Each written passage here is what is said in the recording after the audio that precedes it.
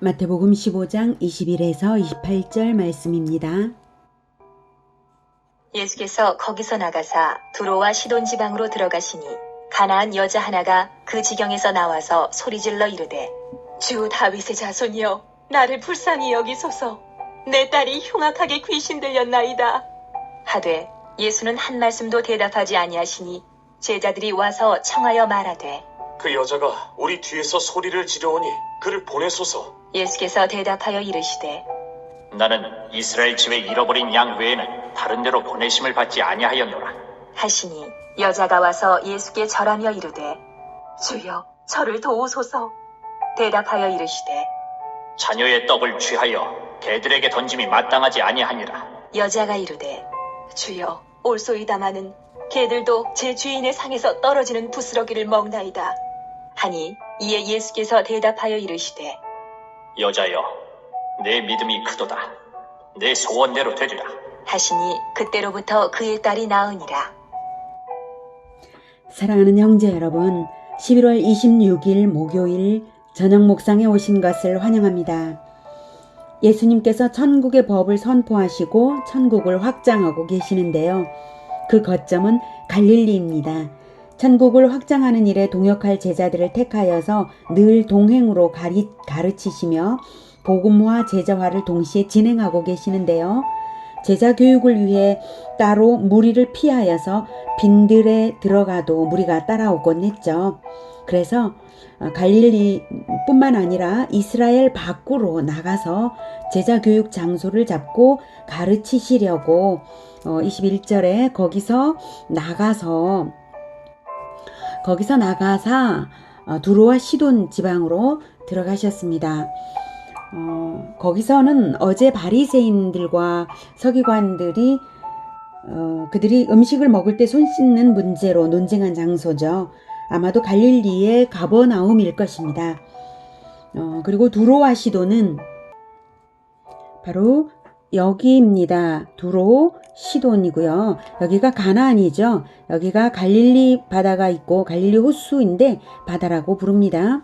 그리고 이 지역이 갈릴리 지역이고요. 요단강이 흐르고 사해 바다입니다. 이쪽이 유대이고 가운데 부분이 나사렛 지역입니다. 예수님의 주로 활동이 여기에서 이루어졌습니다. 그런데 이 가나안을 떠나서 이스라엘을 떠나서 두로와 시돈 지방으로 가셨다는 것이죠.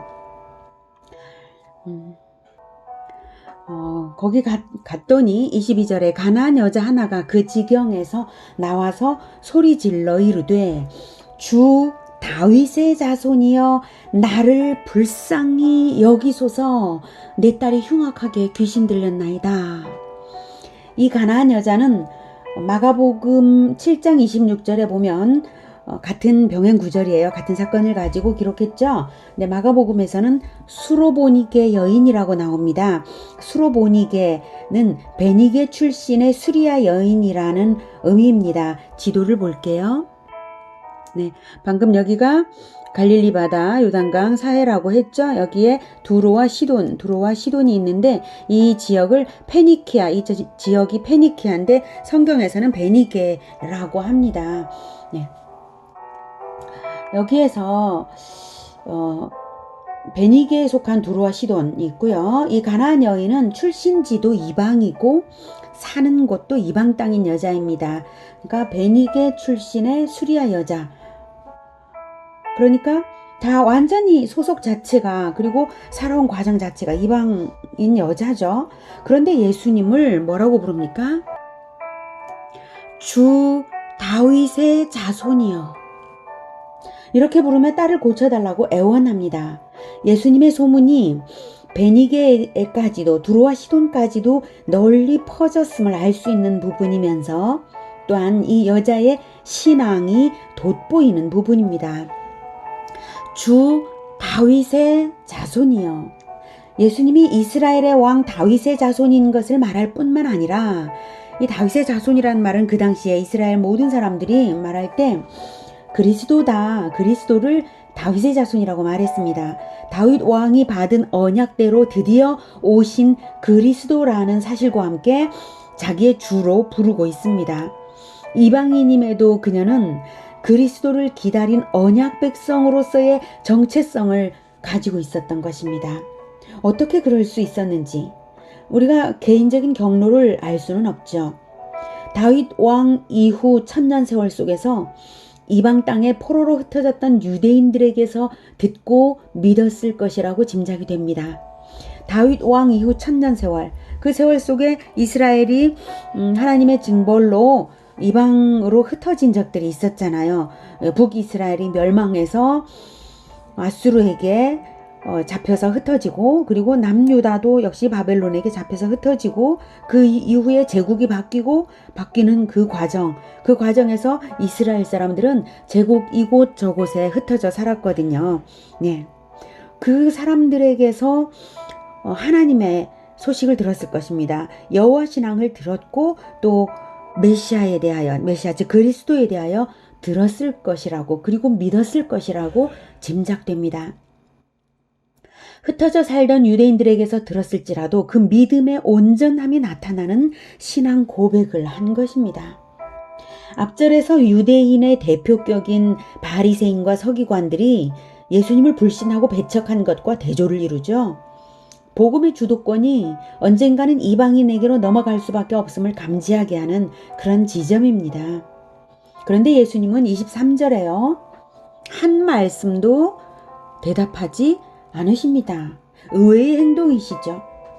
예수님이 대답하지 않으시면 이제 그 여자는 포기하고 돌아갈 수도 있을 텐데 그녀는 포기하지 않았습니다. 오죽하면 제자들이 와서 청하여 말하되 그 여자가 우리 뒤에서 소리를 지르오니 그를 보내소서. 제자들도 아주 보통 괴로운 게 아니었던 거예요. 그래서 그 여자가 불쌍하니 요청을 들어주시고 보내소서, 이것도 아니고 제자들은 소리를 지르오니 그를 보내소서, 이렇게 매우 간청한 것입니다. 제자들이 청하여 말하되. 네. 제자 교육이 불가능한 상황이죠. 그래서 제자들은 예수님이 속히 청을 들어주시고 보내주시기를 바란 것일 거라고 생각이 됩니다. 아무튼 제자들은 표현은 소리를 지르오니 보내소서 했어요. 그제야 예수님이 대답을 하시는데, 예. 나는 이스라엘 집에 잃어버린 양 외에는 다른 데로 보내심을 받지 아니하였노라. 이 말씀은 제자들에게 한 것일까요? 그 여자에게 한 것일까요? 네. 이스라엘 집에 잃어버린 양 외에는 다른 데로 보내심을 받지 않았다는 이 내용은 이스라엘 집의 제자들에게 하시는 대답입니다. 제자들을 향하여 하시는 말씀이지만 그 여자도 들었을 거예요, 아마도. 그래서 25절에 와서 예수께 절하며 이르되 주여 저를 도우소서. 더욱 청해요. 그러자 이번에는 그 여자에게 대답을 하십니다. 대답하여 이르시되 자녀의 떡을 취하여 개들에게 던짐이 마땅하지 아니하니라. 세상에, 정말 깜짝 놀라게 상처가 될 말씀이 아닌가 싶어요. 개들이 맹견을 말하는 것이 아니라 애완견을 의미하는 표현일지라도 심하게 느껴집니다. 그런데 그 여자가 분노하거나 상처 입거나 포기한 것이 아니라 대답하기를 주여 올소이다마는 개들도 제 주인의 상에서 떨어지는 부스러기를 먹나이다. 그녀의 대답이 더욱 놀랍지 않습니까? 자기를 개라고 해도 예수님을 주인으로 매달리며 구원을 바라는 이 간절함을 보십시오. 이 지극한 겸손과 인내와 변함없는 믿음, 자녀를 살리려는 어미의 사랑과 가난한 심령을 보십시오. 20절까지에서 우리는 손 씻는 문제로, 그것도 장로들의 전통, 하나님의 계명도 아니고요, 장로들의 전통을 가지고 공격해오던 이스라엘의 교만과 영적 맹인이면서 남을 인도하겠노라는 어리석음과 자녀와 같은 백성의 영적 죽음을 돌아보지 않는 냉정함을 보았습니다. 그 태도와는 비교가 되지 않는 믿음입니다. 이제 예수님이 이해할 수 없는 태도를 취한 의도가 발견되지 않습니까? 예, 예수님은 지금 이 이방인 여자와 이스라엘의 태도 차이를 대조시켜 보여주시고 계신 것입니다. 그리고 대답을 하시죠. 이에 예수께서 대답하여 이르시되 여자여 내 믿음이 크도다. 네 소원대로 되리라. 이에 예수께서 그 대답을 들었기에 응답을 주신 것입니다. 바로 이 대답을 그녀가 할 줄을 다 아시는 예수님은 이 대답을 유도하시고서 듣게 하시고 거기 제자들에게 듣게 하시고 드디어 고쳐주신 것입니다. 그리고 칭찬하시기 위해서 그렇게 하신 것입니다. 여자여 네 믿음이 크도다. 내 소원대로 되리라. 하나님의 계시를 받지 못하던 땅의 겸손과 신지식과 믿음, 그리고 결례 논쟁을 걸어오던 계시의 풍부한 이스라엘의 교만과 어리석음과 불신, 이 대비되는 이 양상은 많은 생각을 하게 합니다. 예수님은 그녀를 칭찬하심으로써 제자들의 작은 믿음과 유대인들의 불신을 부끄럽게 하고 계십니다. 자, 그렇다면 예수님은 다만 시험하시려는 의도로만 거짓말을 하신 것일까요?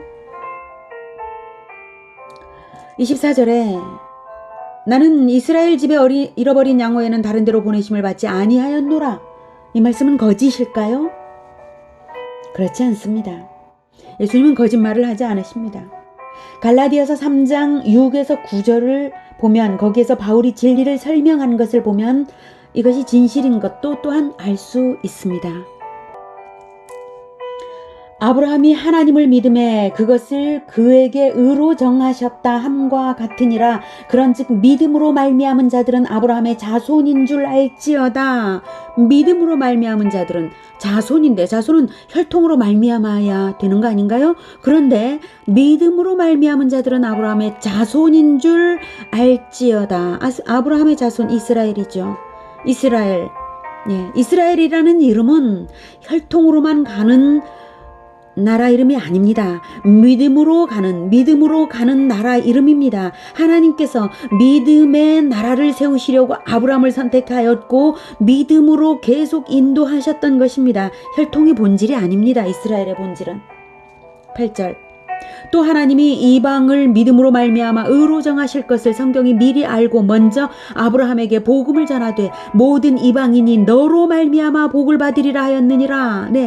아브라함을 선택하신 이유는 궁극적으로 모든 이방인이, 모든 민족이 아브라함으로 인하여 시작이 된 그 복을 마침내 받으리라. 아브라함의 후손 예수 그리스도를 통하여 모든 이방인이 마침내 복을 받으리라. 이 말씀입니다. 그러므로 9절. 믿음으로 말미암은 자는 믿음이 있는 아브라함과 함께 복을 받느니라. 아멘. 믿음으로 말미암은 자는, 예수님을 믿는 자는 영적 이스라엘이라는 말씀입니다. 그러므로 예수님의 대답은 거짓이 아닙니다. 이스라엘의 잃어버린 양들에게만 보내심을 받았다. 이 말씀은 거짓이 아닙니다. 영적 이스라엘까지 포함해서 예수님께서는 목회를 지금 하고 계신 것입니다. 그 당시부터요. 그래서 성경이 시편이 말씀하시는 것처럼 죄인들은 의인들의 모임에 들지 못합니다.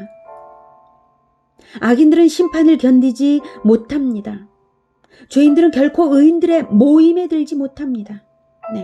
그래서 반드시 죄인이 의인들의 모임에 들려면 반드시 회개하고 예수님을 믿어서 주 다윗의 자손이여 이 고백을 할 수 있어야 됩니다. 예수님을 그리스도로 영접하여서 자기의 왕으로 영접하여서 그 나라에 들어와야 드디어 영적 이스라엘이 되는 것이죠. 바로 그 말씀을, 그 진리를 말씀하신 것입니다.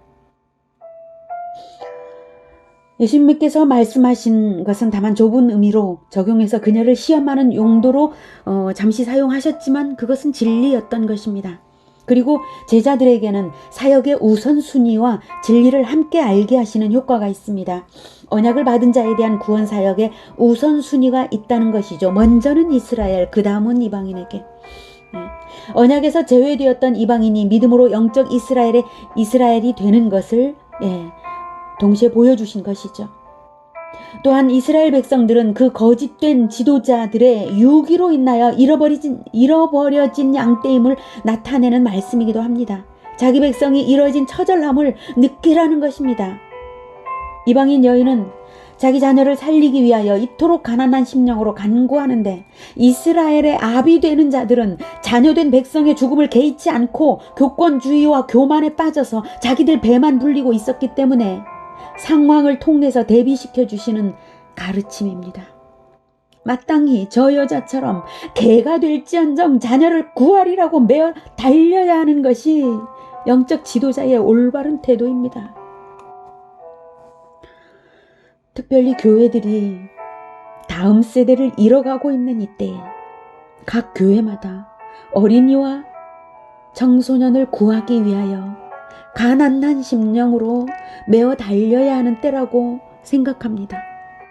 그리스도인들이 말이 그리스도인인지 명찰만 그리스도인인지 자기는 교회 다니면서 자녀들은 너는 집에서 공부해,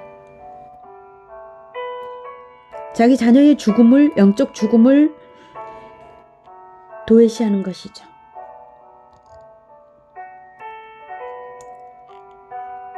우리는 이 가난한 여인의 믿음에 부끄러움을 느끼면서 자녀 세대를 반드시 살려야 합니다. 기도하겠습니다. 하나님, 우리의 자녀 세대를 구하여 주시옵소서. 죽어가고 있사옵니다. 교회들에서도 세상에서도 다음 세대는 죽어가고 있습니다. 주님 불쌍히 여기시고 살려주시옵소서. 하나님의 진리의 말씀이 그들에게 전달되게 하여 주시고, 복음을 듣고 예수님을 영접하게 하시고, 성경을 읽고 진리를 알게 하여 주시옵소서. 우리 한국 교회가 회개하여서 이 가나안 여인처럼 하나님께 매어 달려서 자녀 세대를 살리는 교회들이 되게 도와 주시옵소서. 우리가 이 믿음을 회복하게 하여 주시고, 가난한 심령으로 자녀를 위하여 기도하고 복음을 전하게 하여 주시옵소서. 제자화하게 하여 주시옵소서. 우리가 그렇게 하겠습니다. 예수님의 이름으로 기도드립니다. 아멘. 이어지는 시간은 개인 기도 시간입니다.